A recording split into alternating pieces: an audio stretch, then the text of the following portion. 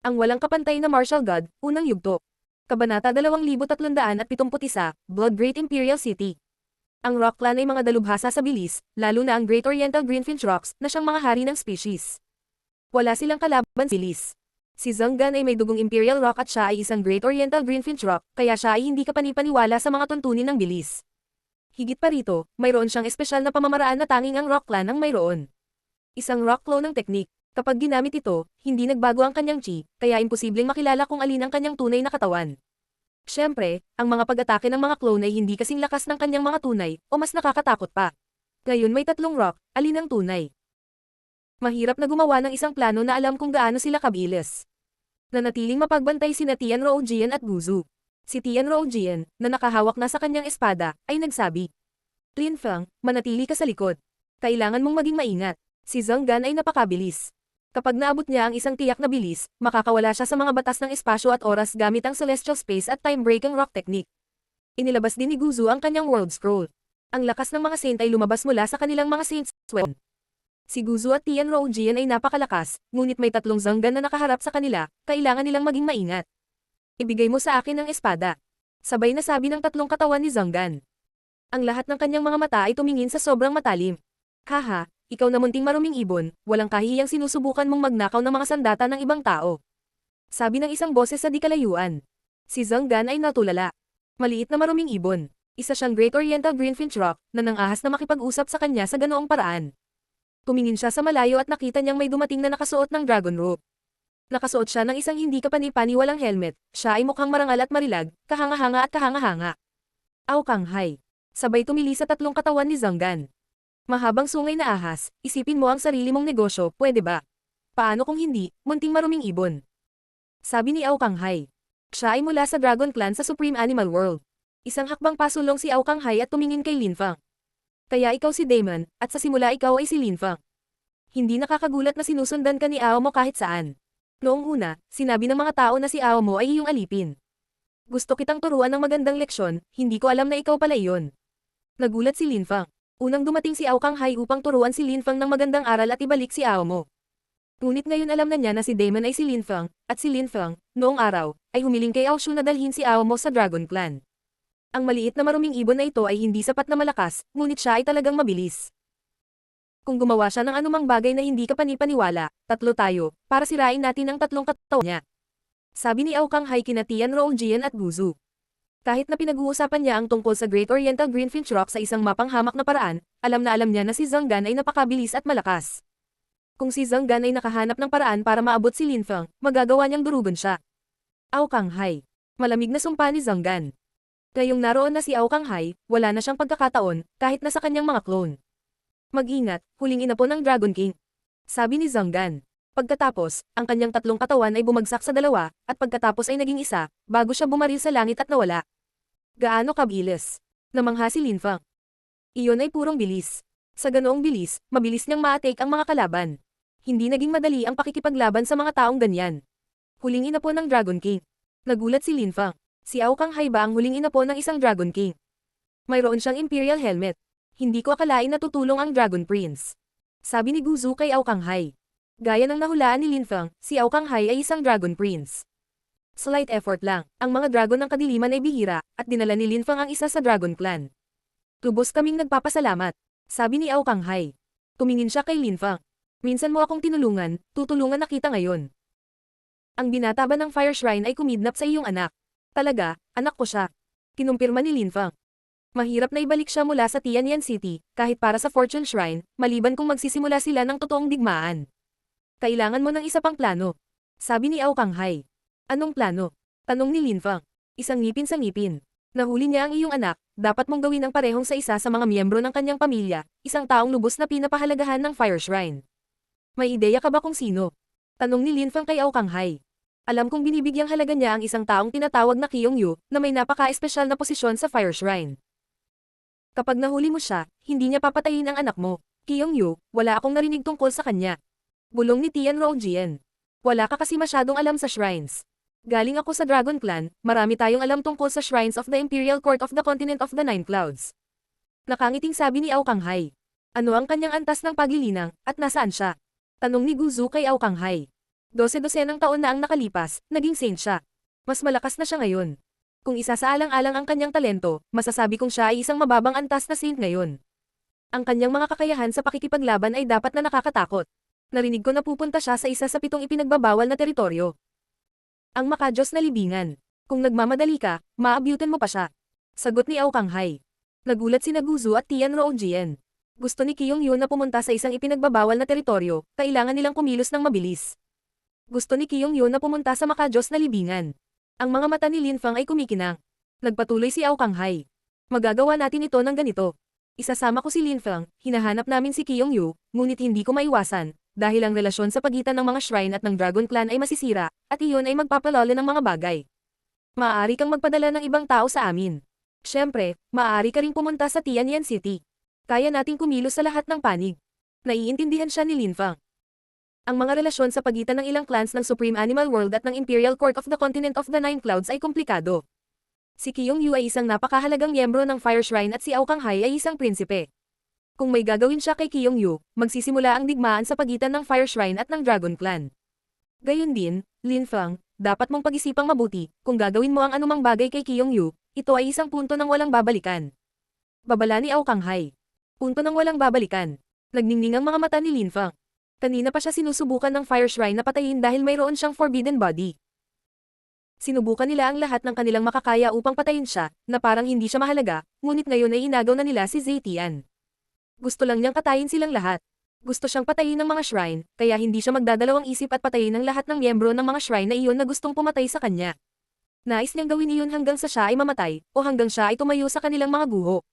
Dahil si Kyung-yu ay napakahalaga sa mga shrine, maaaring may ilang napakalakas na magsasaka sa kanyang panig, kaya't mananatili ako sa inyo at kay Lin Fang. Guzu, bumalik sa World Clan, at makipag-usap sa Fortune Shrine. Tingnan kung ano ang magagawa ninyo ng magkasama. Sabi ni Tian Rojian. Kailangan nilang gawin ang mga bagay ng maingat, ang kabiguan ay walang opsyon sa pagkakataong ito. Sige. Sang-ayon ni Guzu. Seryoso at solemna ang itsura niya ngayon.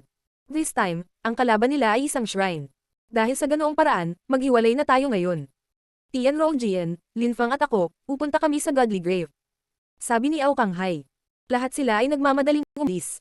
Ang makadiyos na libingan ay isa sa 7 sikat na ipinagbabawal na teritoryo.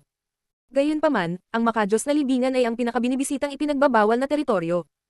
Tunay ng libingan ng Diyos ang iyon. Ito ay nasa Imperial Court ng Continent of the Nine Clouds, at tila katulad ng Pit of Hell. Ang pasukan sa makadiyos na libingan ay nasa Blood Great Imperial City, na matatagpuan sa isang dugong dagat na demonyo. Ang lungsod ay magulo, ngunit ito lamang ang pasukan. Dumating si Lin Fang at ang iba pa sa kalangitan sa itaas ng dugong dagat ng demonyo. Umalo ng tubig at tila umuungal sa galit habang hinahampas nila ang dalampasigan. Si Lin Fang at ang iba ay nanginginig. Mayroong lahat ng uri ng mga lugar sa Imperial Court ng Continent of the Nine Clouds. Saan nagmula ang karagatang ito ng dugo? Ayon sa mga alamat, ito ay gawa sa dugo ng bilyon-bilyong makapangyarihang magsasaka, ngunit karamihan sa mga tao ay hindi naniniwala sa kwentong iyon. Karamihan sa mga tao ay naniniwala sa isa pang kwento, na ito ay ang condensed blood ng ilang mga espiritual na nilalang. Bakit may kidlat? Tanong ni Lin Fang. May dugong pulang kidlat na kumikislap sa vault ng langit. Lalong umalangaw ang dugo nito. Ito ay isang nakakatakot na lugar. Hindi ko alam. Ito ay isang kakaibang mundo. Maraming misteryo. Bulong ni Tian Rojian. Gaano man kalakas ang mga tao, palaging may mga bagay na hindi nila alam. O marahil ang pinakamalakas na magsasaka sa mundo ay omniscient. Nandito na tayo. Sabi ni Aokanghay. Nakatingin siya sa malayo. Sa itaas ng karagatan ng dugo ay isang malawak at walang hangganang lungsod. Ito ay tumingin kahanga-hanga. Blood Great Imperial City. Sana mahanap natin si Kyung-yu, at palayain ng Fire Shrine ang anak ko. Isip ni Lin Fang. Kumikislap ang mga mata niya habang pasulong silang tatlo. Ang walang kapantay na martial god, unang yugto. Kabanata 2372, ang angkan ng hari ng Dragon Clan. Si Lin Fang at ang iba ay mabilis na lumapit sa Blood Great Imperial City. Paminsan-minsan, nakita nilang tatlo ang ilang malalakas na magsasaka na lumabas sa pulang dugo na lungsod na iyon. Ang kanilang chi ay nakakatakot, ngunit ang mga saint ay maingat. Ang Blood Great Imperial City ay isang magulong lungsod. Ang mga taong pumupunta rito ay karaniwang gustong pumunta sa makadiyos na libingan, na nangangahulugang napakalakas nila. May mga bakas ng mga sinaunang saint sa lahat ng dako sa lungsod na ito. May mga bakas ng mga saint halos saan man sa mundo, ngunit lalo na sa mga lugar na tulad nito, dahil ang mga taong pumupunta sa mga ipinagbabawal na teritoryo ay halos mga saint. Sabi ni Aokanghay. Ang napakalakas na magsasaka ng Supreme Animal World ay regular na pumupunta rito para pumunta sa makadiyos na libingan. Mayroon bang mga espiritual na nilalang sa makadiyos na libingan? Tanong ni Linfang. Na-curious siya. Si Ao Kanghai ay isang prinsipe ng Dragon Clan, alam niya ang maraming bagay na hindi alam ng karamihan. Pumasok ako sa makadiyos na libingan ilang libong taon na ang nakalilipas. Makakakita ka ng ilang makadiyos na figure. Gayunpaman, hindi ako sigurado tungkol sa mga tunay na espiritual na nilalang. Tumiti si Ao Kanghai. Tumiwanag ang mga mata ni Linfang. Makadiyos na mga figure. Makakakita ba siya ng ilang makadiyos na figure? Ang mga ipinagbabawal na teritoryo ay lubhang mapanganib. Iyon ang dahilan kung bakit tinawag silang mga ipinagbabawal na teritoryo. Ang mga rate ng pagkamatay sa loob ay napakataas. Nakapasok ka na sa loob, gaano kadelikado. Ang makadiyos na libingan ay iba sa ibang mga ipinagbabawal na teritoryo. Ito ang pinakabinibisitang ipinagbabawal na teritoryo. Ito ay katulad ng Supreme Ancient Pit of Hell. Karamihan sa mga taong pumupunta sa Supreme Ancient Pit of Hell ay hindi lumalabas na buhay, sila ay mamamatay o nagiging mga demonyong hari ng mga tuta. Napakahiwaga ng Ganges time. Ito ay maulap, kakaiba, at espiritual. Ang pinakamalaking panganib doon ay nagmumula sa iba pang mga magsasaka na pumapasok sa loob, sila ay napakalakas. Sa makadiyos na libingan, may mga bakas ng mga Diyos, at maraming larangan ng digmaan, sinusubukan nilang hilahin ka. Ngunit may mga pagkakataon din doon. Huling pagpunta ko doon, hindi ako pinalad, at muntik na akong mamatay. Mahinahong kwento ni Ao Kanghai. Maiisip ni Linfang, si Ao Kanghai ay napakalakas, ngunit halos mamatay doon. Kaya ang mga Great Emperor ay hindi makakapasok, tama ba? Tanong ni Linfang. Tumiti si Ao Kanghai. Hindi naman. Narinig ko ang tungkol sa isang mahinang tao na nakahanap ng makasaysayang labi ng ilang Diyos. Makalipas ang 100 taon, lumabas siya at naging napakalakas. Nangyayari ang mga ganyan. Nagulat si Linfang, ngunit tumawa siya at umiling. Walang imposible sa mundo. Kung mayroon talagang mga makasaysayang labi ng mga espiritual na nilalang, maaari nitong baguhin ang kapalaran ng ilang tao. Sige, pumasok na tayo. Sana mahanap natin si Kyong Yu sa tamang panahon. Neutral na sabi ni Ao Kanghai. Nagpatuloy siya sa paggalaw. Pumasok sila sa Blood Great Imperial City, at dumaan sa lungsod. Ang dugong chi doon ay napakakapal at mayaman. Paminsan-minsan, may mga taong tumitingin sa kanila, ngunit nakikita nila na mas mabuting huwag masaktan ang gayong mga tao, kaya walang nang ahas. Gaya ng inaasahan, ito ay isang magulong lungsod, naisip ni Linfang, na sumulyap sa paligid. Ang mga tao ay nag-aaway kung saan-saan. Hindi siya nakaimik. Maraming tao ang naroon para lang magnakaw sa ibang tao. Siyempre, lakas lang ang mahalaga sa Blood Great Imperial City. Sagot ng isang tao. Pagkatapos, lumitaw ang ilang tao sa harap ni Linfang. Ang pinuno ng grupo ay napakalakas. Nakapagtataka, isa siyang saint. Ang kanyang mga mata ay puno ng mga ilaw ng dugo. Tinitigan niya si Linfang at ang kanyang mga kaalyado. Hindi masama. Bumalik ka na sa totoong pagkatao mo. Nalampasan mo na ang kamunduhan at nakamit mo ang kabanalan. Mabuti, kailangan talaga namin ng ilang tao para pumunta sa makadiyos na libingan. Sumama ka sa amin. Mga kidnapper. Si Linfang ay namangha. Hindi nagnanakaw ng kayamanan ng mga iyon, nang aagaw sila ng mga tao. Saang grupo ka galing? Kwalipikado ka bang makipag-usap sa amin sa ganoong paraan? Tanong ni Ao Kanghai. Mga tao ni OU, magtiwala sa akin, ang Blood-Based Alliance ay talagang malakas. Sagot ng taong iyon. Ang mga mata ni Ao Kanghai ay kumikinang. OU, nakikita ko. Nakakagulat na pumunta siya rito para maging hari at itayo ang Blood-Based Alliance. Sige, sasama kami sa iyo. Si OU ay isang pambihirang sikat na mataas na antas na saint. Nawala siya 1,000 taon na ang nakalilipas, ang mga tao sa labas ng mundo ay hindi gaanong alam tungkol sa kanya. Hindi ko akalain na bubuo siya ng grupo sa Blood Great Imperial City. Marahil ay dahil gusto niyang lutasin ang mga misteryo ng makadiyos na libingan, gusto niyang lumakas at tuluyang makalusot. Sabi ni Tian Roojian kay Linfang. Nagulat muli si Linfang. Si OU ay isa pang napakalakas na magsasaka. Nagulat ang pinuno ng grupo na pinag-usapan ni Linfang at ng iba pa ang tungkol kay OU sa paraang nakakapuri. Tumiti siya at sinabing, huwag kang mag-alala, hindi ka namin bibigwin. Lumipat sila. Sumunod si Linfang at ang iba pa. Makalipas ang maikling panahon, nakarating sila sa harap ng isang palasyong pula ang dugo. Napakalaki nito, na may hagdanan na may siyam-siyam na hakbang sa harap nila. Mayroong 2 matayog na dragon na may dugo, na mukhang makapangyarihan at makapangyarihan. Nandito na tayo. Halika. Ang grupo ng mga tao ay dumaong sa lupa. Tumingon sila at sinabi kay Linfang at sa iba pa, tayo na, halika. Gayunpaman, nalaman nila na si Linfang at ang 2 iba pa ay hindi gumagalaw. Tahimik lang silang nakatayo doon. Palabasan si OU. Salang pakialam na sabi ni Ao Kanghai. Kumunat ang noo ng pinuno at sinabing, kamahalan, ito ang Blood-Based Alliance dito. Hindi ka naman sumama dahil gusto mo diba? Dumating ka para sa ibang dahilan. Tama ka, walang pakialam na sabi ni Tian Roojian. Siya ay ganap na binubuo. Biglang binitawan ng Saint ang kanyang chi. Sino ka? Tanong ng Saint. Napagtanto niya na iba ang mga taong ito. Palabasin mo siya at malalaman mo. Tumawa si Aokang-hai. Sumimangot ang Saint at malamig na sinabi. Tingnan muna natin kung gaano kakalakas. Siya ay bumangon sa himpapawid, ang mga pulang ulap ay lumitaw sa kalangitan at kumulog ng malakas. Sila ay naging isang sibat na pula ng dugo. Susubukan ko, sabi ni Lin Fang na walang pakialam. Pagkatapos, tumalon siya at nawala. Pagkatapos, muli siyang nagpakita sa harap ng kanyang kaaway. Siya ay napakabilis. Mamatay. Pasabog na sigaw ng lalaki. Ang pulang dugong sibat ay gumapang sa kalangitan patungo kay Lin Fang. Iniunat ni Lin Fang ang kanyang mga kamay at sinunggaban ng nakakatakot na mga imprint ng kamay ang sibat. Namutla ang mukha ng Saint. Si Lin Fang ang pinakabata sa 3 taong ito, mukhang hindi nalilito, ngunit mapanganib na siya. Kaya, ang dalawa pa ay malamang na mas nakakatakot. Hindi ka makakalaban sa amin. Ipalabas mo si Oyu. Sabi ni Lin Fang na walang kwenta. Naninigas ang mukha ng isa. Tiningnan niya ang mga kamay ni Lin Fang na walang imak na hawak ang sibat ng dugo. Naglabas siya ng higit pang chi, na pumuno sa hangin. Ilang Saint ang lumitaw. Nagulat si Lin Fang, ang Blood-Based Alliance ay hindi isang clan, ito ay isang alyansa, at kahangahangang makakalaban nila ang isang clan. Sino ang gustong makita ako? Humingi ng isang tao sa sandaling iyon. Ang boses ay nagmula sa vault ng langit. Si Lin Fang at ang iba ay nagtaas ng ulo at nakita ang isang figure na lumitaw sa itaas nila. Ikaw si Oyu. Tanong ni Aokang-hai, na nakatayo roon habang nakapulupot ang mga kamay sa likod. Sino ka? Tanong ni Oyu. Nang makita niya ang damit at helmet ni Aokang-hai, sumimangot siya. Hindi pa niya nakita ang mga damit na iyon, ngunit ang mga ito ay parang mga damit na isinuot ng mga miyembro ng Dragon Clan. Hindi mahalaga. May kailangan akong gawin. Mahinahong sabi ni Aokang-hai. Ang dahilan kung bakit siya nagpasya na pumunta ay para humingi ng tulong sa Blood-Based Alliance para mahanap si Kyung-yu. Ito ay magiging mas madali sa ganoong paraan. Napakamatapang. Malamig na sabi ni Oyu. Pinakawalan niya ang isang nakakatakot na haring si Chi. Lumitaw ang mga buwan sa kalangitan at nagliwanag sa Aokang-hai. Bastos. Sabi ni Aokang-hai, nakatingin sa mga buwan. Lumipad siya at umungal, hinampas ang buwan gamit ang kanyang mga kamay, kumalat ang kanyang mga awit ng dragon. Nagkaroon ng dumadagandong na boom habang sumasabog ang buwan. Dragon Clan. Sumimangot si Oyu at malamig na sinabi. Ikaw ay mula sa King Clan ng Dragon Clan. Emph. Malamig na ungol ni Aokang-hai bilang tugon. Lumitaw ang mga gintong dragon, lahat ay may 5 kuko. Sinimulan nilang punatan ang lahat ng buwan, na sunod-sunod na sumabog. Hinatak ni Oyu ang mahabang muka.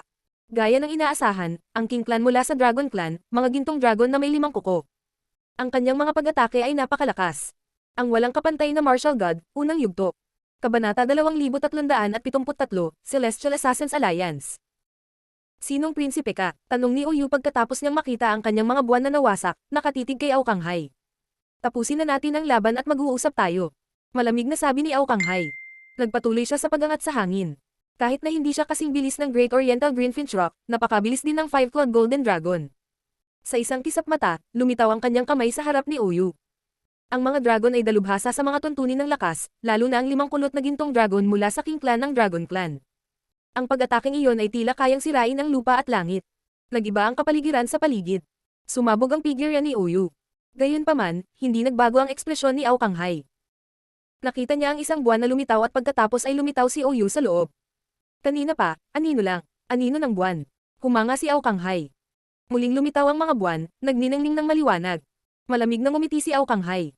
Ibinuka niya ang kanyang bibig at umungal, ang kanyang mga dragon ay umaatungal na galit at ginawa ang lupa at langit na manginig. Pumunta ka, sabi ni Tian Rojian, pina-atras si Lin Fang. Isang 5-clawed golden dragon ang lumitaw sa likod ni Aokang-hai. Kasabay nito, sa kalangitan, mas maraming 5 kuko na gintong dragon ang lumitaw at umungal. Pinunit nila ang lahat ng buwan sa kanilang landas. Pinipilit niyang magpakita si Oyu. Mamatay. Hiniram ni Oyu ang lakas ng langit para maglabas ng mas maraming buwan. Nabasag ang langit. Si Lin Fang ay namangha habang pinapanood niya ang laban. Parang gumuho ang langit. Galit na sigaw ni Aokang-hai. Bumangon siya at itinaas ang kanyang kamao. Parang huminto ang oras. Nagtama ang ilaw ng buwan at ang kamao. Ang mga ilaw ay nakakalat ng paputok. Gayunpaman, lumitaw ang dugo sa kamao ni Aokang-hai. Malakas ang pag-atake ng buwan. Saan ka pupunta? Sabi ni Aokang-hai, na umangat sa himpapawid. Muli niyang itinaas ang kanyang kamao. Nanginginig ang espasyo. Si Lin Fang ay nanginginig din. Nakapagtataka lang ang laban na ito. Lumitaw ang figure ni Oyu. Umubo siya ng dugo, mapatla ang mukha. Gayunpaman, malamig pa rin siyang tumingin kay Aokang-hai. Ako ang ika-4 na prinsipe ng Dragon Clan, Aokang-hai. Hindi na kailangang lumaban sa akin. Madali kong sirain ang Blood-Based Alliance. At saka, nasa likod ko si Tian Rongjien, malamang narinig mo na siya. Sabi ni Ao Kanghai. Nagulat si Oyu. Ang ikaapat na prinsipe ng Dragon Clan at alagad ni Kasyapa, si Tian Rongjien. Anong gusto mo? Tanong ni Oyu kay Ao Kanghai. Pumasok tayo para mag-usap. Sabi ni Ao Kanghai. Naglakad siya pasulong. Sinundan siya ni Tian Rongjien at Lin Feng, at pumasok sa Blood-Based Alliance na parang pag-aari nila ito. Sa pangunahing bulwagan, umupo si Ao Kanghai sa trono ng pinuno at sinabi kay Oyu. Narinig mo na ba ang Kyongyu? Hindi. Sabi ni Oyu, umiling-iling. Hindi nagulat si Ao Kanghai. Siya ay isang napaka-core na disipulo ng Fire Shrine. Siya ay discreet. Kung hindi mo alam ang tungkol sa kanya, maaari mong gamitin ang iyong network upang malaman ang tungkol sa kanya. Nandito siya kasama ang ilan pang malalakas na cultivator ng Fire Shrine, kaya hindi dapat mahirap malaman ang tungkol sa kanya.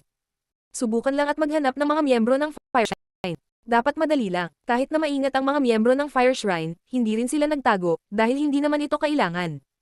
Kung may gustong hanapin sila, hindi ito magiging mahirap.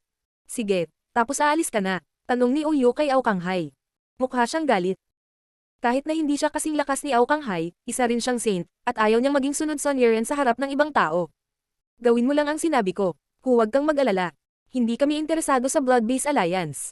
Sige, hintayin mo ang mensahe ko, sabi ni Oyu. Tumalikod siya at iniwan sina Ao Kanghai, Tian Rongjien, at Lin Feng na mag-isa sa main hall. Kung si Kyongyu ay nasa lungsod, tiyak na mahahanap siya ni Oyu. Kung mayroong napakalakas na magsasaka na may Kyongyu, kung gayon ang mga bagay ay magiging mahirap. Sabi ni Ao Kanghai. Kung tutusin, hindi naman siya pwedeng makisali. Siya ay miyembro ng Dragon Clan. Ang mga cultivator na may Kyongyu ay malamang na napakalakas. Tiyak na napakahirap para kay Lin Feng at Tian Rongjien na hulihin si Kyongyu. Ang magagawa lang natin ay maghintay. Bulong ni Lin Feng. Hindi sila binaygo ng Blood-Based Alliance. Pagkalipas ng 2 araw, natagpuan sila ni Oyu. Kaya, may balita. Tanong ni Ao Kanghai kay Oyu. Oo, hinahanap mo si Kyongyu, isang mababang antas na saint, tama ba? Talaga, nasaan siya? Tumiti si Ao Kanghai. Si Kyongyu ay malamang na nasa Blood Great Imperial City pa rin. Bakit mo siya hinahanap? Tanong ni Oyu. Hindi bagay sa iyo. Sagot ni Ao Kanghai. Gusto ko lang bigyan ng babala, kung gusto mong gumawa ng gulo o kahit napatayin siya, kailangan mong malaman na si Kyongyu at isang grupo ng mga tao mula sa Fire Shrine ay nasa Celestial Assassins Alliance ngayon. Siguradong narinig mo na ang Celestial Assassins Alliance.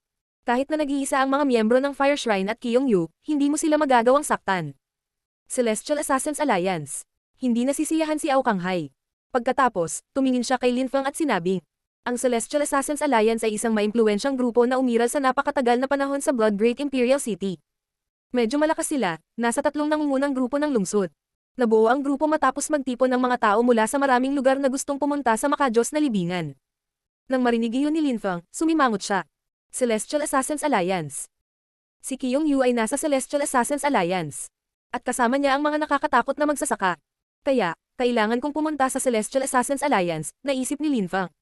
Si Zetian ay nasa Fire Shrine, kahit na sinusubukan ng ilang tao na lutasin ang sitwasyon doon, imposibleng maibalik si Zetian mula sa Tianyan City. Dalawa lang ang solusyon ni Lin Feng. Makuha si Kyongyu, o ibigay ang sarili. Hindi siya maaaring pumunta sa Celestial Assassins Alliance bilang Lin Feng, ngunit maaari siyang gumamit ng ibang pagkakakilanlan. May sarili akong mundo, madali kong makulong si Kyongyu. Ang mahirap na bahagi ay ang kidnapin siya at pagkatapos ay makatakas ng ligtas, naisip ni Lin Feng. Pagkatapos, tumingin siya kina Ao Kanghai at Tian Rongjien. Mga guro, balak kong baguhin ang aking pagkakakilanlan at pumunta sa Celestial Assassins Alliance upang makita kung maaari kong agawin si Kyongyu o hindi. Masyadong delikado, mahirap. At ang kakayahan ni Kyongyu sa pakikipaglaban ay nakakatakot. Hindi mo kayang mag-isa. Sagot ni Ao Kanghai ng telepatiko. Matapang si Lin Feng, ngunit ito ay isang malaking panganib. Talaga, hindi mo maaaring ipagsapalaran iyon. Sabi ni Tian Rongjien. Nahulaan ni Oyu na ang 3 taong ito ay nag-uusap ng telepatiko, kaya tahimik lang siyang nakatayo doon. Tumingin si Lin Feng kina Ao Kanghai at Tian Rongjien, sinabi niyang telepathically. Kailangan kong subukan. Walang ibang pagpipilian. Nagkatinginan sina Ao Kanghai at Tian Rongjien. Dahil gusto mong gawin iyon, hindi ka namin pipigilan. Mananatili ako sa Blood-Based Alliance. Kung may kailangan ka o kung kidnapin ka nila, makipag-ugnayan sa akin at gagawin ko ang lahat para iligtas ka. Sabi ni Ao Kanghai. Pero dapat kang maging maingat, anuman ang mangyari, hindi nila dapat malaman kung sino ka. Pupunta ako sa labas ng Celestial Assassins Alliance na naghihintay sa iyo. Sabi ni Tian Rongjien. Tinanggap nilang dalawa ang desisyon ni Lin Feng. Kahit na napakadelikado, naisip din nila na iyon ang gagawin ng sinumang malakas na magsasaka. Okay, mabuti. Sabi ni Lin Feng. Tumingin siya kay Oyu at sinabi. Pakiusap bigyan mo ako ng mapa ng Blood Great Imperial City at ng Celestial Assassins Alliance. Sige. Tumanggo si Oyu. Nagpadala siya ng mga mapa kay Lin Feng gamit ang kanyang makajos na kamalayan. Salamat. Sabi ni Lin Feng, tumayo. Sinundan siya ni Tian Rongjian at umalis sila sa main hall. Nanatili roon si Ao Kanghai at sinabi kay Oyu. Gusto kong manatili dito ng ilang araw, sana huwag kang mag-isip. Naghiwalay sina Lin Feng at Tian Rongjian sa daan. Binago ni Lin Feng ang kanyang mukha. Mukha pa siyang bata pero may sakit, sobrang putla ng mukha. Ang kanyang buhok ay nakasabit sa isang gilid na parang horsehair. Mabilis siyang nakarating sa labas ng Celestial Assassins Alliance. Ang Celestial Assassins Alliance ay isa sa pinakamakapangyarihang grupo ng lungsod. Ang kanilang mga gusali ay higit na kamangha-mangha kaysa sa mga gusali ng Blood-Based Alliance. Isang napakalaking paalang na istruktura ang lumitaw sa larangan ng pangitain ni Lin Feng. Sa likod ni Lin Feng ay may gate kung saan nakasulat ang Celestial Assassins Alliance. Nakatawid na si Lin Feng sa pangunahing gate ng Celestial Assassins Alliance. Anong gusto mo dito? Malamig na tanong ng isa sa mga guard. Lahat sila ay mga cultivator ng Dichi layer. Si Lin Feng ay talagang walang chi na inilabas, at imposibleng malaman kung ano ang kanyang cultivation level. Gusto kong sumali sa Celestial Assassins Alliance. Sabi ni Lin Feng. Kung makatawid ka sa siyam na Celestial Assassins Gates, makakasali ka sa Celestial Assassins Alliance, sabi ng kanyang nagtanong. Sinulyapan siya ni Lin Feng at naglakad pasulong. Isang malakas na chi ang nakapalibot sa kanya. Gayunpaman, ikanaway ni Lin Feng ang kanyang mga kamay at ang mga taong iyon ay nauwi sa isang ilusyon. Nagulat silang lahat nang biglang makitang wala sa paligid nila. Napakalakas ng ilusyon. Ikinumpas niya lang ang kanyang mga kamay para lumikha ng nakakatakot na ilon. Sabi ng isa sa kanila, sabay hila ng mahabang mukha. Sa oras na nawala ang ilusyon, lumingon sila at nalampasan na ni Lin Feng ang 5 Celestial Assassins Gate. Ang walang kapantay na Martial God, unang yugto. Kabanata 2374, malapit na sumusunod. Lalong lumakas ang mga bantay ng iba't ibang gate. Gayunpaman, madaling tumawid si Lin Feng sa 6 na gate. Pagdating niya sa ikapito, ang mga bantay ay half-saints na. Ang mga bantay ay 2 matandang lalaki, duguan ng kanilang mga mata. Malamig nilang tiningnan si Lin Feng. Lumipad sila at nagwagayway ng kanilang mga kamay. Agad, ang nakakatakot na pulang dugo ng mga kamay ay bumaril kay Lin Feng. Ang mga mata ni Lin Feng ay naging 2 black hole. Nakakatakot ang itsura niya. Pumasok ka. Si Lin Feng. Biglang wala nang makita ang 2 gwardya, ngunit pinalibutan sila ng dilim na puno ng lakas ng kamatayan. Napakalakas ng pag-atake. Hinatak ng 2 matanda ang mahabang mukha. Napakalakas ng mga ilusyon ng challenger na ito. Sabay nilang inatake ang ilusyon, at ito ay sumabog. Ngunit nang sila ay bumalik sa kanilang katinuan, napagtanto nila na si Lin Feng ay tumawid na sa ika-8 gate. Gaano kalakas? Tumingin ang 2 matandang lalaki kay Lin Feng at huminga ng malalim. Ang isa pang malakas na magsasaka ay sasali sa alyansa. Sana swertehin sila sa makajos na libingan sa pagkakataong ito, sana may mahanap silang historical remains. Sabi ng isa, si Lin Feng ay nakikipaglaban na sa bantay ng ika-9 na tarangkahan. Isa lang, pero sobrang lakas niya. Isa rin siyang half-saint, ngunit ang kanyang mga kakayahan sa pakikipaglaban ay kahanga-hanga. Ang kanyang mga pag-atake ay hindi kapani-paniwala. Gayunpaman, hindi sapat na harapin si Lin Feng, at mabilis siyang natalo. Madali ring malalampasan ni Lin Feng ang hamon na iyon. Hindi masama. Isa pang saint ang sumasali sa aming organisasyon. Ano ang iyong pangalan? Tanong ng guard, na nakangiti kay Lin Feng. Mo Feng. Sabi ni Lin Feng. Brother Feng, napakalakas mo. Malamang gusto mo ring pumunta sa makajos na libingan, kaya nga pumunta ka sa Celestial Assassins Alliance, tama ba? Nakangiting tanong ng guard. Umiral ang Celestial Assassins Alliance dahil sa makajos na libingan. Talaga, ilang malalakas na magsasaka ang mayroon sa oras na ito? Tanong ni Lin Feng. Ang makajos na libingan ay katulad ng iba pang mga ipinagbabawal na teritoryo. Madaling pumasok, ngunit mahirap makabalik ng buhay. Sa makatuwid, mas mahusay na maging handa. Sa pagkakataong ito, ang Celestial Assassins Alliance ay nagsimulang maghanda ng isang kahangahangang hukbo. Hindi ka mabibigo. Ang Celestial Assassins Alliance ay naghanda ng magagandang materyales at nagtipon ng ilang mahuhusay na magsasaka. Maaari mo ba akong irekomenda? Tanong ni Lin Feng. Huwag magmadali. Bibili muna kami ng mapagpahingahan. Tapos, i-recommend kita at makikilala mo sila. Sabi ng lalaki. Kumislap ang kanyang figure at sinundan siya ni Lin Feng. Ipinakita niya si Lin Feng sa isang lugar kung saan siya makakapagpahinga at sinabi kay Lin Feng ang ilang karagdagang detalye, pagkatapos ay umalis. Umupo si Lin Feng na naka-cross-legged sa isang courtyard. Naglabas siya ng mga thread ng makajos na kamalayan, na lumipad at naging isang malawak na network, at nakikita ni Lin Feng ang halos lahat ng bagay sa Celestial Assassins Alliance. Maraming tao ang nagtaas ng ulo at malamig na ngumiti. Ang pagmamasid sa isang buong bayan na may makajos na kamalayan ay hindi magalang. Sa Celestial Assassins Alliance, maraming mga thread ng makajos na kamalayan ang lumipad din at tumingin pabalik kay Lin Feng. Ngunit walang pakialam si Lin Feng.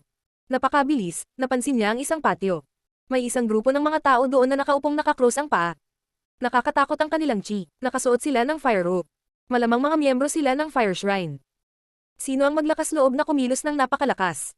Bulong ng may nagtaas ng ulo. Asar. Malamig na sabi ng isang tao. Ang nakakatakot na boses na iyon ay yumanig sa lahat sa lungsod. Binuksan ni Linfang ang kanyang mga mata at naalala ang kanyang makajos na kamalayan. Matalim ang kanyang mga mata. Ang mga taong iyon ay tiyak na mga miyembro ng Fire Shrine, kaya kailangang kasama si Kyung Yu sa grupo. Napansin ni Linfang ang isang binata sa grupo, mukhang medyo tahimik. Baka siya si Kyung Yu. Kung saan nanunuluyan ang mga miyembro ng Fire Shrine, may nagtanong. Sino iyon? Hindi ko alam. Isang binata na mukhang may sakit. Ang kanyang paglilinang ay mahiwaga. Hindi ko pa siya nakita. Dapat ay sumali lang siya sa Celestial Assassins Alliance. Sagot ng isang tao. Ang taong iyon ay mapangahas, matapang na tumingin sa mga tao ng may makajos na kamalayan. May mga tumawa din, wala silang pakialam. Hindi gumalaw si Linfang. Kahit na naroon si Kyung Yu, napapaligiran siya ng mga nakakatakot na malalakas na magsasaka, imposibleng mahuli siya dito. Kailangan niyang maghintay ng pagkakataon. Sa mga sumunod na araw, siniyasat ni Linfang ang lungsod sa kanyang makajos na kamalayan araw-araw na parang siya ay nagsusungazing. May mga taong naiinis, ngunit walang sinabi dahil hindi siya pumunta at nag-inspeksyon ng mga lihim na lugar, at hindi rin niya inistorbo ang mga taong nagmumuni-muni. Ang ilang mga tao ay inis, gayunpaman. Bakit niya ginawa iyon? Nagsasanay ba siya ng paglilinang? Mabagal na lumipas ang oras. Sa Tianyan City, masigla rin ang kapaligiran. Maraming malalakas na cultivator ang naroon, kabilang ang malalakas na cultivator mula sa Fortune Shrine at sa World Clan. Siyempre, nandoon din ang clone ni Linfang. Dalawa sa mga clone ni Linfang ay palaging nasa Fortune Shrine. Ang isa sa kanila ay nanatili sa Fortune Shrine at ginawa ang mga bagay na ginagawa niya sa lahat ng oras. Magbasa ng mga libro, magpalipas ng oras kasama si Meng Qing, magsanay sa paglilinang. Ngunit ngayong nahuli na si Zetian ng Fire Shrine, paano magiging masaya si Meng Qing? Siya ay labis na nag-aalala araw-araw. Ang clone ni Linfang ay napunta sa Tianyan City. Hanggat hindi niya ginagamit ang kanyang buong lakas, walang makakapansin na isa lamang itong clone. Nagkaroon ng aksyon sa lahat ng panig. Sa isang palasyo ng Tianyan City, magkasama ang manghuhula at Linfang. Nagtanong ang manghuhula, kumusta ang mga bagay doon? Nasa Celestial Assassins Alliance pa rin ako. Ang petsa ng paglalakbay patungo sa makajos na libingan ay hindi pa naplano. Sige, hintayin mo ako, malapit na ako. Kung gusto nilang pumunta sa makajos na libingan, humanap ng paraan para hindi sila makapunta. Sabi ng manghuhula. Tumanggo si Linfang. Alam ni Linfang na ang manghuhula na kasama niya ay talagang isang clone din. Ang tunay na katawan ni Linfang ay nasa Celestial Assassins Alliance, at ang kanyang clone ay nasa Tianyan City. Ang clone ng Diviner ay nasa Tianyan City din, at pupunta siya sa Celestial Assassins Alliance kasama ang kanyang tunay na katawan.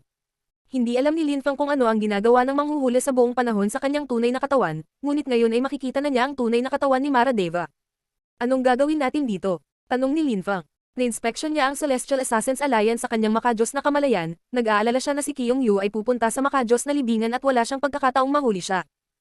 Ngayong tutulungan siya ng manghuhula doon, mas mabuti ng ganoon. Nagpaalam ako sa Fire Shrine. Napagkasunduan nilang magkita bukas.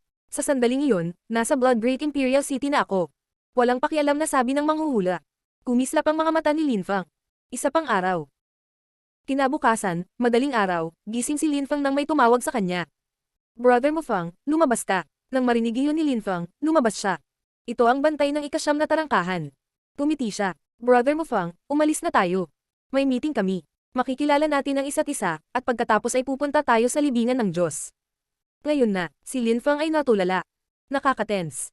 Ang manghuhula ay nangangailangan ng kalahating araw pa para makarating. Nagmamadali siyang pumunta sa Blood Great Imperial City. Talaga, Terena, nakangiting sabi ng taong iyon. Nanguna siya habang sinusundan siya ni Linfang. Kahit na ayaw niyang pumunta sa makajos na libingan, kailangan niyang pigilan ng iba na pumunta. Makalipas ang maikling panahon, nakarating sila sa isang pampublikong field. 12 ng mga tao ang naroroon. Lahat sila ay napakalakas. Nang makita nila si Linfang, nagulat ang mga tao. May tumawa at nagsabi, iyan ang taong patuloy na nag-inspeksyon sa lungsod gamit ang kanyang makajos na kamalayan. Nagtataka ako kung bakit niya ginawa iyon. Paumanhin, kakasali ko lang sa Celestial Assassins Alliance, hindi ako pamilyar sa mga patakaran. Sabi ni Linfang na nakangiti ng walang awa. Napatingin siya sa mga tao at nakita niya ang mga miyembro ng Fire Shrine. Sa gitna ng kanilang grupo ay isang binata, malamang si Kyung Yu. Sigurado na ngayon si Linfang na siya iyon. Walang sinabi si Linfang, naikuyong lang niya ang kanyang mga kamao. Nandoon ang lahat, kaya hindi niya maaga si Kyung Yu. Umaasa siyang mabilis na dumating ang manghuhula, pagkatapos ay matutulungan din sila ni Tian Rou-Jian. Ang walang kapantay na martial god, unang yugto. Kabanata 2375, pagdating sa oras.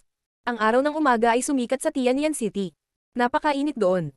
May isang napakalaking palasyo, at sa sikat ng araw, para itong nasusunog. Ito ang palasyo ng Fire Shrine. Maraming tao ang nagtipon sa isang pampublikong larangan. Sa isang tabi, lahat ay nakasuot ng balabal na apoy. Lahat sila ay may pambihirang chi at napakalakas. Sa gitna nila, may isang magsasaka na mas mahina kaysa sa lahat. Si Zetian iyon. Ama. Sigaw ni Zetian nang makita niya si Linfang. Hindi siya mukhang maganda. Sinabi niya kay Linfang, nang telepathically. Ama, okay lang ako, huwag kang mag-alala sa akin. Handang-handa na sila, wala kang magagawa. Walang sinabi si Linfang. Sinulyapan niya ang mga miyembro ng Fire Shrine at sa wakas ay tumingin kay Kyonglin. Ikaw ay isang shrine at nakatayo ka sa pinakatuktok ng kontinente ng siyam na ulap. Maglakas loob kang kunin ng isang binata bilang bihag. Napakawalan Jia. Hindi na kailangang sabihin sa akin iyon. Sabi ko sa'yo, hindi namin siya sasaktan. Halika rito at pakakawalan namin siya. Walang pakialam na sabi ni Kyonglin. Medyo mahinahon ang itsura niya. Hindi ito ang unang beses na gumawa ng ganito ang Fire Shrine. Kapag hindi mo siya pinakawalan, mawawalan ng pasensya ang Fortune Shrine. Malinaw na sabi ng manghuhula. Mawalan ng pasensya. Kaya, anong gagawin mo? Sabi ni Kyonglin, malamig na ngumiti. Umikit ang manghuhula at hindi umimik. Naging eerily tahimik ang kapaligiran. Walang nagsalita, naghintay ang magkabilang panig. Sa Celestial Assassins Alliance, naging pamilyar ang lahat sa isa't isa. Nang magpakilala ang mga miyembro ng Fire Shrine, mas binigyang pansin ng karamihan. Sa pagkakataong ito, kasama natin ang ilang miyembro ng Fire Shrine. Sa makatuwid, pipiliin namin ang entry ng apoy. Tignan natin kung swerte tayo at may nabunggo tayong mga espiritual na nilalang. Matigas na sabi ng isang tao sa sandaling iyon. Ang mga libingan ng siyam na espiritual na nilalang ay tunay na larangan ng digmaan.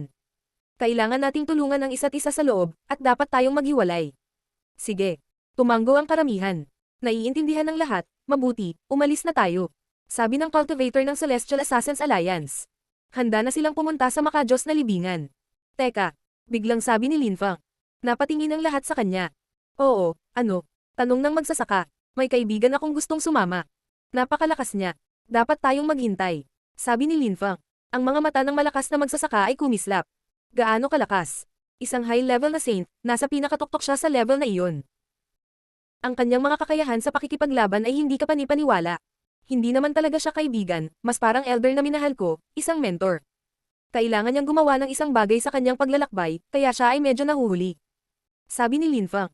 Ang pinuno ay namangha, isang mataas na antas na saint na may nakakatakot na kakayahan sa pakikipaglaban. Talagang sulit na hintayin ang taong iyon. Dahil sa ganoong paraan, hintayin natin siya. Sabi ng magsasaka. Sumangayon kaagad ang lahat. Medyo gamaan ang loob ni Linfang. Gayunpaman, makalipas ang isang oras, maraming tao ang sumimangot. Wala pa siya. Teka lang, malapit na siya. Sagot ni Linfang. Wala kang ideya sa oras. Kalimutan na natin, tara na. Sabi ng taong iyon. Tama, hindi na kailangan ng isa pa. Hindi nga namin alam kung nagsasabi siya ng totoo. Punta tayo sa makadiyos na libingan, kung maabutan niya, pagkatapos ay makikita tayo. Sabi ng isa, tara na, sabi ng mga miyembro ng Fire Shrine. Wala rin silang ganang maghintay. Pinanood ni Linfang ang pag-alis ng mga tao, hindi na sila makapaghintay ng mas matagal. Sinundan niya ang karamihan at kasabay nito, sinabi ng kanyang clone sa manghuhula ang daan at umaasang makakahabol siya. Mayroong siyam na pasukan sa makadiyos na libingan sa lungsod. Noong sinaunang panahon, mayroon lamang siyam na shrine, at siyam na espiritual na nilalang ang kumokontrol sa kontinente. Lumipas ang panahon, may mga shrine na nawala, may mga bumangon, ngunit mayroon pa ring siyam na pasukan. Ang bawat pasukan ay humantong sa isang espiritual na nilalang. Ang mga tao ay nasa pasukan ng apoy. Sa harap nila ay isang karagatan ng dugo, at sa ibabaw ng karagatang iyon, mayroong isang napakalaking apoy. Iyon ay ang libingan ng apoy, at ayon sa mga alamat, mayroong mga makasaysayang labi ng isang apoy na espiritual na nilalang doon. Si Linfang ay nagbasa ng maraming libro hanggat maaari sa Fortune Shrine, at marami siyang nabasa tungkol sa mga ipinagbabawal na teritoryo. Alam niya ang mga pangunahing kaalaman tungkol sa mga ito, ngunit sa sandaling iyon, wala siyang pakialam sa mga ipinagbabawal na teritoryo. Ang manghuhula ay halos naroon, ngunit isang hakbang pa at sila ay nasa makadiyos na libingan, bagaman. Sa mga araw na ito, ginugol ni Kyongyu ang lahat ng kanyang oras kasama ang malalakas na cultivator ng Fire Shrine. Hindi nagkaroon ng pagkakataon si Linfang na mahuli siya. Sa makadiyos na libingan, ito ay magiging mas mapanganib. Tara na, sabi ng isang tao. Maghintay. Biglang sabi ni Linfang. Kumurap-kurap ang kanyang figure at lumapag siya sa harap ng entrance, nakatalikod siya sa entrance. Sinabi niya sa mga tao. Lahat, mangyaring maghintay. Malapit na siyang makarating dito. Maraming tao ang sumimangot at nawalan ng pasensya. Matagal na kaming naghintay, pero hindi pa siya dumarating. Hindi tayo pwedeng magsayang ng oras dahil sa isang tao. Tara. Walang pakialam na sabi ng isang tao. Mofang, huwag kang makulit. Sabi ng cultivator ng Celestial Assassins Alliance. Sapat na ang oras na kailangan para magsunog ng Justic. Sabi ni Lin Fang sa karamihan. Tara, may paputok na sumigaw. Kung dumating siya at nasa loob tayo, maaari mong sabihin sa kanya kung nasaan tayo. Bastos. Sabi ng isang taong naglalabas ng enerhiya na nagpahirap kay Lin Fang. Sinabi ni Lin Fang, lahat, ito ay seryoso. Dapat kitang pigilan na pumasok, kung hindi, magiging dramatic ang kahihinatnan. Ha, ang mga tao ay mukhang galit na galit, ang ilang mga tao ay humakbang pasulong at may isang malamig na nagsabi. Sinisikap mo kaming takutin. Anong seryoso? Anong kahihinatnan? Mangyaring tumigil, lahat, sabi ng isang tao sa sandaling iyon. Isang figure ang lumitaw sa langit, ang kanyang boses ay umalangaw. Napakunot ang noo ng mga tao nang umalangaw ang boses ng lalaki sa kanilang mga kaluluwa. Sino ka, kamahalan? Tanong ng isang tao. Tungkol ito sa mga shrine. Lahat, tumigil sa paggalaw. Sabi ng boses. Nagulat ang mga tao. Ang mga shrine. Tungkol sa mga shrine. Mukhang galit ang mga miyembro ng Fire Shrine, humakbang sila at sinabi. Huwag pansinin siya, lahat. Gusto kong malaman kung saang shrine siya galing, gayon paman. Bastos. Ganyan ba kaarugant ang lahat ng miyembro ng Fire Shrine?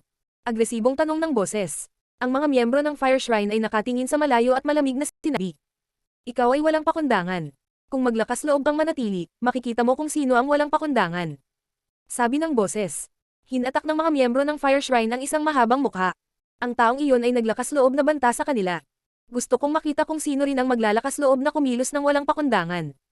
Sabi ng ilang tao. Nagpasya silang maghintay. Sa pagkakataong iyon, may sumulpat sa di kalayuan. Tumingin siya sa karamihan at sinabi. Hindi ako. Isa lang akong gustong pumunta sa makadiyos na libingan. Si Tian Rou-Jian iyon. Maraming tao ang nakakaalam ng kanyang pangalan, ngunit hindi kung ano ang hitsura niya. Masyadong malaki ang kontinente ng Siyam na Ulap. Ang karamihan ay hindi pumasok sa makadiyos na libingan. Gusto nilang makita ang taong ng ahas na magbanta sa Fire Shrine. Sa di kalayuan, lumitaw ang mga ulap at nagsimulang umihip ang malakas na hangin. Napuno ng nakakatakot na aura ang hangin. Napakabilis, ang mga tao ay nakakita ng isang figure, ang kanilang damit na lumilipad sa hangin. Galit na galit ang itsura niya. Nandito siya. Kumunat ang noo ni Lin Fang. Mara Deva iyon. Sumimangot ang karamihan. Parang pamilyar ang taong iyon, ngunit hindi nila alam kung saan nila siya nakita. Ito ay Mara Deva. Biglang sabi ng isang tao. Napakunot ang noo ng mga miyembro ng Fire Shrine nang makitang si Mara Deva iyon. Matagal na siyang hindi nagpakita. Palagi siyang nagpapakita bilang manghuhula. Karamihan sa mga tao ay nakalimutan ang tungkol sa Mara Deva. Qiyong Yu, pumunta ka muna sa makadiyos na libingan. Sabi ng mga miyembro ng Fire Shrine kay Qiyong Yu at sa iba pa. Naiintindihan nila na may kakaibang nangyayari. Ano ang gustong gawin ni Mara Deva? Sa sandaling iyon, bumangon ang isang nakakatakot na lakas ng espada na may ugong. Ang mga tao ay nanginag at tumingin kay Tian Rou-Jian. Hindi nila akalain na ganito kalakas ang lalaking ito, at magkasama sila. Bastos. Paputok na sigaw ni Mara Deva. Naging ilusyon ang kapaligiran. Mara Deva, ano ang ibig sabihin nito? Nanumpa ang isang malakas na cultivator ng Fire Shrine. Sinabi ko na sa iyo, ang Fortune Shrine ay nawalan ng pasensya. Malamig na sabi ni Mara Deva. Isang napakalaking kamay ang bumaba mula sa langit, kasabay nito, naglabas si Tian Rou-Jian ng nakakatakot na sword energies. Naglabas si Lin Fang ng nakakasilaw na espada, oras na para hulihin si Qiyong Yu, sa wakas.